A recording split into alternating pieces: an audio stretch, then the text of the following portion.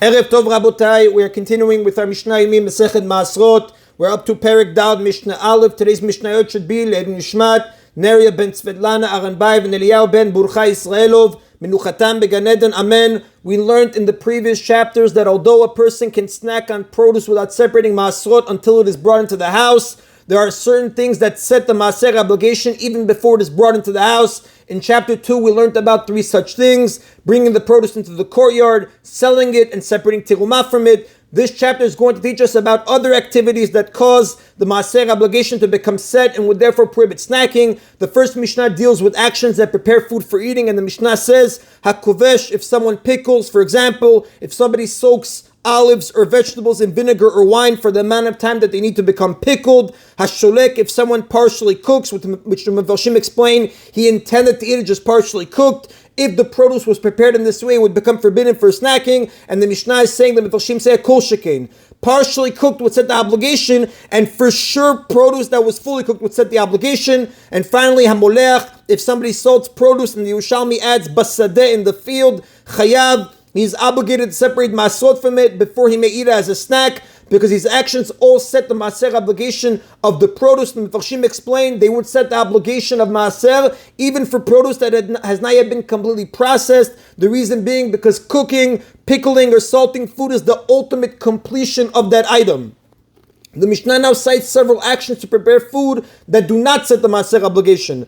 Hamchamen ba'adama patur. If someone buries produce in the ground to cause it to ripen, because the Mefarshim explain it was customary to bury produce that had not fully ripened in the ground because the natural warmth of the ground would cause it to ripen, he is exempt from separating Maasrot before he snacks on it. The Mishnah says, Patur, although the produce gets heated from the warmth of the ground, this is not considered cooking it, therefore it may still be eaten as a snack without separating Maasrot. Hamtabel basadeh patur, if someone dips produce in salt, brine, or vinegar while in the field, meaning he wants to eat this produce in the field and he dips it into salt or vinegar to give it flavor, he is exempt from separating Maasrot before he eats it as a snack, because although salting and pickling create a Maaser obligation, merely dipping the produce into salt or a pickling liquid does not set the obligation. The Mefarshim explain, salting establishes the Maaser obligation only where the olive or vegetable is treated with salt, for example, to preserve or pickle it, not just dipped in it to give it some flavor. Similarly, vinegar sets the obligation only for things actually pickled in it, not for things dipped in it but just before being eaten. The Mishnah continues, Hapotzea zetim she'etzeh mehem aserav patur. If someone crushes olives to remove their bitterness, he is exempt from separating Maasrot from them. Only pickling, cooking, and salting set the Maaser obligation. The Mefarshim explain, olives are naturally bitter. Crushing them helps to remove this bitterness by letting a certain bitter milky liquid flow out of them. This would not set the obligation. This would be exempt from separating Maasrot. Now, the Mefarshim say, until now the Mishnah has dealt with produce that is still in the field. This produce can be eaten as a snack without separating Maasrot unless it is pickled, cooked, or salted. The Mishnah now is going to deal with produce that was brought into a house or a courtyard. Like we learned, a house or a courtyard does not set the Maaser obligation for produce that has not yet been fully processed. Therefore, if a person brought produce into his house or courtyard before he finished processing it, he may continue snacking on this produce until he finishes processing it. The Mishnah is now going to teach there are certain actions as the rabbis treated as the equivalent of finishing olive oil and wine. Doing these things inside the house or courtyard to oil or wine would set the Maaser obligation and would prohibit snacking until Maasrot are separated.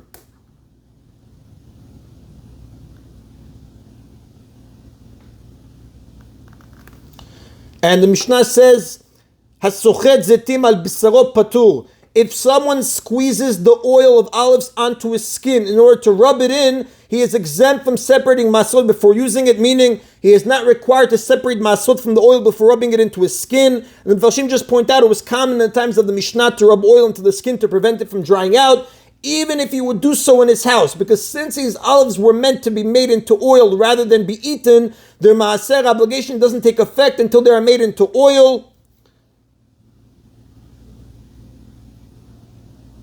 Like we learned in chapter 1, Mishnah 7, olive oil does not become fully subject to the Maaser obligation until it collects in the trough at the end of the olive press. Since the oil squeezed onto the skin is oil that is not yet finished, it may be used in this minor way, like rubbing it into the skin. That's similar to eating it as a snack. However, if he squeezed the olives and collected the oil into his hand, he is obligated to separate ma'aseh from the oil before using it. The reason being because collecting the oil in his hand is considered like collecting it in the small trough, similar to what we learned in chapter 2, Mishnah 5, about 2 figs being considered rabbinically like a pile. Here too, they treated oil collected in the hands as if it was in a small trough. The oil is now considered fully processed, and the house or courtyard therefore makes it forbidden to be used until he separates ma'aseh from it. However, the Mefarshim say the oil that a person squeezes onto his skin without collecting it in his hands is not treated this way because it cannot be considered collected in a trough since it went directly on your skin.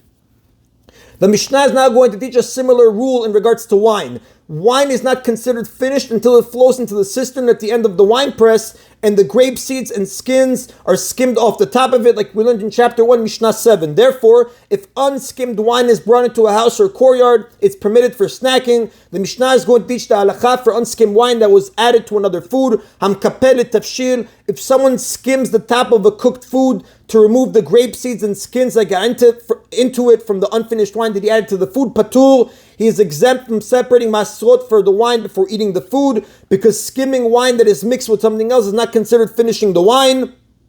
And the Mefarshim explain that the Mishnah is speaking of cooked food that is not hot. If it was still hot enough to cook the wine, the Maaser obligation would take effect as a result of cooking, even though the wine wasn't finished. Like we said, cooking sets the obligation. Liktira chayav. However, if he pours the wine into an empty pot and skims it, he is obligated to separate Maasrot before using it, mipneshu chevol katan, because the pot is treated like a small cistern, and therefore skimming the wine in the pot finishes it. Since the wine is now finished and it's in the house or the courtyard, the Maaser obligation becomes set, and it can only be eaten without having its Maaser separated. And that is in Rabotai of Mishnah Aleph. Mishnah Bet now is going to speak about another one of the things that sets the Maaser obligation and prohibits snacking is Shabbat. Since there is a mitzvah to enjoy the Shabbat with special food and drink, anything eaten on Shabbat is considered more important, even something eaten as a snack. The rabbis therefore made a decree that once Shabbat begins, any produce that has not yet had its Maasrot separated becomes set for Maasrot and forbidden to be eaten as a snack. The Mefarshim quote the Gemara Masechet Beitzah, page 34b with Rashi. The Mishnah now is going to discuss the halakha of produce that was set aside for Shabbat. Tinokot shetamnu te'anim Shabbat, if children hid figs to have as a snack for Shabbat, v'shachichu le'asran, and they forgot to separate Maasrot from them, meaning they forgot to ask their fathers to separate the Maasrot because children themselves cannot separate the Maaser. Lo ye'achlu le'motzei Shabbat ad she'asru, the figs may not be eaten as a snack even on Motzei Shabbat until their Maasrot are separated, because since these figs became set for Maasrot when Shabbat began, they remain that way even after Shabbat ends. However, it's only on Shabbat or after Shabbat they may not be eaten as a snack, but until Shabbat begins they may be eaten as a snack, because putting them away for Shabbat does not set the Maaser obligation. The Mefarshim explain the Mishnah is speaking of a case where the children hid the figs in the field before they were brought into the house or courtyard. That's why the only issue is whether Shabbat prohibits snacking on them. If they would have brought into the house, they would have become prohibited right away. However, there's a case where, according to one opinion, produce set aside for Shabbat becomes prohibited for snacking even before Shabbat begins. We spoke about this Kalkalat Shabbat, a Shabbat basket, which was a basket of fruit that a person set aside to eat on Shabbat. Bet Shammai Putrin, Bet Shammai exempt the fruit from Maasrot until Shabbat begins. Therefore, if he decides to snack on some of the fruit before Shabbat, he doesn't have to separate Maasrot from it. Bet Hillel mechayvin, but Bet Hillel obligate him to separate Maasrot before eating any of it, because since a person doesn't usually change his mind about a basket of fruit he put aside for Shabbat, the fruit becomes set for Maasrot as soon as he puts it aside. Now, Bet Hillel agree in the previous case, the Mefarshim explain, where the children hid loose figs for Shabbat, they may be eaten as a snack before Shabbat, because the children often change their minds and decide to eat them before Shabbat. But when people set aside a basket of fruit for Shabbat, they don't usually change their minds about it. Now, the next Tana that we're going to quote extends Bet Hillel's ruling to a case where a person sends a basket of fruit as a gift. Here the Mishnah is not discussing fruit set aside for Shabbat, but simply a basket of fruit being sent as a gift. Rabbi Yehuda says,